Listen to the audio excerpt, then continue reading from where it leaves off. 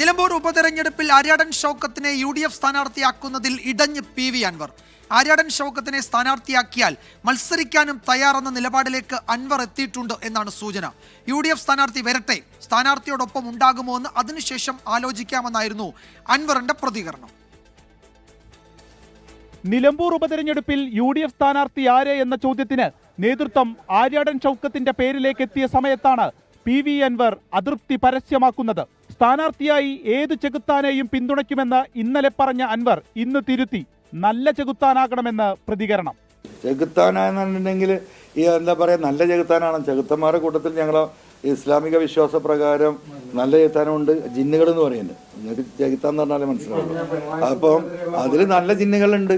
ആര് സ്ഥാനാർത്ഥിയായാലും കൂടെയുണ്ടാകുമോ എന്ന ചോദ്യത്തിന് മറുപടി ഇങ്ങനെ: അല്ല, ഞാൻ പിന്തുണയില്ലല്ലോ. നമ്മൾ പിണറായി സത്തെ തോൽപ്പിക്കാൻ പറ്റുന്ന ഒരു സ്ഥാനാർത്ഥി അവിടെ ആവണം. ഷൗക്കത്തിന് നിലമ്പൂരിൽ കടുത്ത എതിർപ്പുണ്ടെന്ന പക്ഷമാണ് അൻവർ ഉയർത്തുന്നത്. വ്യക്തിപരമായി എതിരല്ല, ജയമാണ് പ്രധാനമെന്നും കടുപ്പിച്ച് കോൺഗ്രസ് നേതൃത്വത്തെ ത്രിശങ്കുവിലാക്കുന്നു അവസാന നിമിഷത്തിൽ അൻവർ. ഉപതെരഞ്ഞെടുപ്പ് എത്തിയിട്ടും മുന്നണി പ്രവേശനം നടക്കാത്തതിലുള്ള നീരസവും മറച്ചുവെക്കുന്നില്ല. എന്നാൽ അൻവറിന്റെ ഇപ്പോഴത്തെ നിലപാട് സമ്മർദ്ദ തന്ത്രം എന്നതാണ് UDF നേതാക്കളുടെ വിലയിരുത്തൽ. ഹൈക്കമാൻഡ് സ്ഥാനാർത്ഥി പ്രഖ്യാപനം വന്നാൽ രാഷ്ട്രീയ തുടർചലനങ്ങൾ ഉറപ്പ്. ടീം 24 നിലമ്പൂർ.